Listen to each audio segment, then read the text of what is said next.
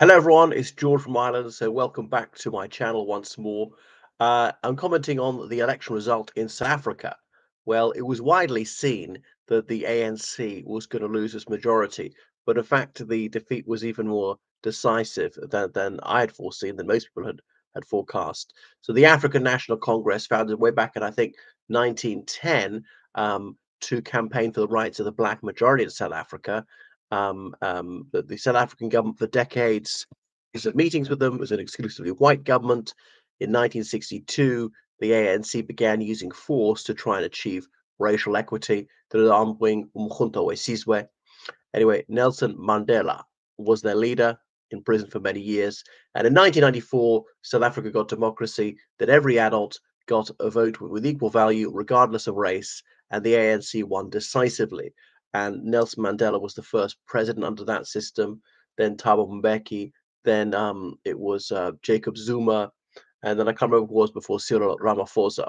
So Ramaphosa is an ANC veteran. He risked his life fighting against apartheid. Um, because the whites monopolize power.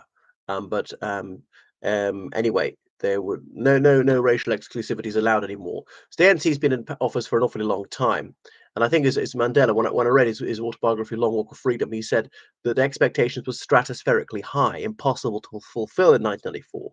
So he achieved reconciliation and all the rest of it. That was good, and in some ways the economy kept going. But in many regards, the ANC has been an enormous disappointment. And people who were in it in the 1980s, they had to be committed to believe in it because they were risking their lives in many cases. Even they weren't, if they were arrested, they're often severely beaten up, tortured. So we could be spending years in a ghastly penitentiary. But people joined it subsequently, partly because they shared the ideology, but also out of sheer opportunism. They just wanted to be on the winning side. And there's been a lot of peculation, a lot of bribe taking. So speaking to a white South African saying the old system of exclusionary policies was unjust and unsustainable. But the trouble is, we knew that we transitioned to so-called majority rule, like in every other African country, things are going to go down the pan, and the roads wouldn't be maintained, and the railways wouldn't be maintained, and infrastructure wouldn't be kept up, and bribery would become endemic, and so forth. And so it's proved. Now, South Africa is by no means as bad as most other countries, and it's still a democracy, and nobody disputes the outcome of the election. That they are valid results, and they've had observers from the African Union, and it's better than almost anywhere else in sub-Saharan Africa. And the economy has improved, and everybody's better off than they were 30 years ago, even if only slightly. So the black working class are those who were the vote bank for the ANC, and they've been let down, which is why so many of them switched to the economic freedom fighters, led by a racist called Julius Malema, or to Umkhonto we as in Spirit of the Nation, led by the erstwhile ANC president, Jacob Zuma. Meaning Spirit of the Nation. That was the name of the armed militia of the ANC in the apartheid era. Um, and there's obviously the problems with power shortages. So the power stations are just not being kept up. Most of the engineers were white. A lot of them retired off. Not enough black engineers have qualified subsequently. There's other things. A lot of the upper middle class left the country since 1994. The time the apartheid ended, whites were 16% of the population. They're now 7% of the population. Partly they have fewer children. Moreover, the life expectancy of the black communities has got longer, which is why the black majority is getting to be a bigger and bigger majority. But amongst the whites, the highly educated people, a lot of them left because they thought the situation's going to deteriorate very drastically indeed. In fact, it wasn't as bad, and suddenly came back after several years. But they moved abroad to get citizenship, or just as expatriates, moved to Australia, the United Kingdom, the United Arab Emirates, and so on. Whether they were, doctors, accountants, teachers, engineers, whatever. So there was a bit of a brain drain. And obviously, black people can do these jobs, and indeed do these jobs. But there was a bit of a problem initially, like that. But South Africa is still better than almost anywhere else in Africa, partly because of its extraordinary mineral riches. That's what attracted European immigrants to it from the late 19th century onwards. So the ANC is still the largest party by quite some way, with 41% of the vote. But they were getting well over 60% some years ago. Uh, And so the Democratic Alliance, the DA is the second biggest party, but they're well behind. So the ANC's got only 41% of the vote, and whereas the DA has got 22% of the vote. So the DA was often perceived as a white party, as a coloured party. In South Africa, people who are mixed race are not regarded as black; they're called coloured as a separate category. You know, one parent is black and one parent is white, the person's called colored. That's not meant to be disparaging or anything.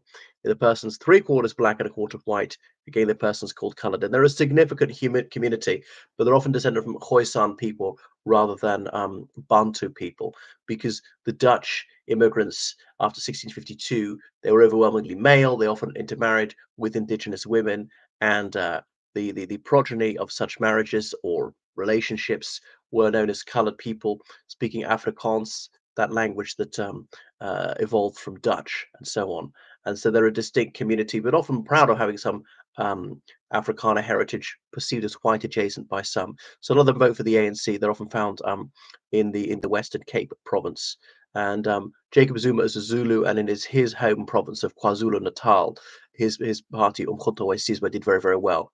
The Economic Freedom Fighters (EFF), and they are extreme left, extremely anti-white, and they express the frustration, a lot of people, that there's still such penury. Why such impecuniosity for so many people? 30% of the people are unemployed. So it's a really damning indictment of the ANC. That technology has moved on and some things have got better. And it's good that there's free speech, which there wasn't before, and fair trials, and the police don't torture people and stuff like that. And they do have free and fair elections. And obviously, there's no racial humiliation of the black majority. Everybody can go anywhere. You can go to beaches and parks and cinemas, and people are allowed to marry whoever they want, and so forth. So it's definitely better than the apartheid era. But there have been other catastrophic failures of the ANC. For a while in the 1990s, I think I'm right in saying South Africa had the highest murder rate in the world. In the world. Out of 193 countries, it was the absolute worst. Now, it's not the very worst, but it's still very, very bad. And I've spoken to a lot of Springboks saying we have to live behind razor wires and gated communities, have panic alarms, have armed guards with dogs all around. It's very, very dangerous. A lot of carjackings. And the police are kind of useless. They're hugely understaffed. They're poorly trained. They don't respond very well. There are loads of private security companies we have to rely on, and things like that. And there's partly there's a huge wealth gap. So what's the solution? I mean, tax the rich even more, probably. On the other hand, if that was helping the needy, that would be a good thing. But I think a lot of it is going to go into the back pockets of certain politicians and bureaucrats, and the money will be squandered. So the ANC needs a coalition now. They're casting around. Now, if they form a coalition with the Economic Freedom Fighters or Umkhonto we Sizwe, there's going to be a turn to the far left. They don't want to endorse the DA. Could the DA one day be the governing party? And it could, but I think even not in the next election. It'd have to be another major improvement and have to have coalition with others. But it's difficult to see who they'd coalesce with. For the EFF, they're absolutely unacceptable. EFF say, "Oh, really? It's just a continuation of apartheid under another guise." Umkhonto we Sizwe, I don't think would touch them with a barge pole. So it'd be quite a long time. So the EFF often perceived as a white party, but they've had a black leader for quite some time. Anyway, it's actually a hopeful thing that a part of the ruling party can lose its majority. It shows that South Africa is a genuine democracy. The government is accountable to the people, who can hire and fire people, and underperformance is punished at the polls. But a lot of people were so elated with the dissolution of apartheid, they were going to vote for ANC no matter what for a generation, and that generation has passed. We talk about the born frees; those who are born after April 1994, as in after the termination of apartheid, have no memory of that, and they can't keep rewarding the ANC for what was done decades ago. A lot of the younger ANC cadres were not born then, were children then, so don't deserve to be rewarded for the risks they took to bring to an end this system of racist discrimination. Anyway, thank you so much for watching my channel. Make sure you subscribe on Patreon and donate on PayPal with the greatest possible generosity. So on PayPal, you'll find me as georgecallahan79 at gmail.com. Bye.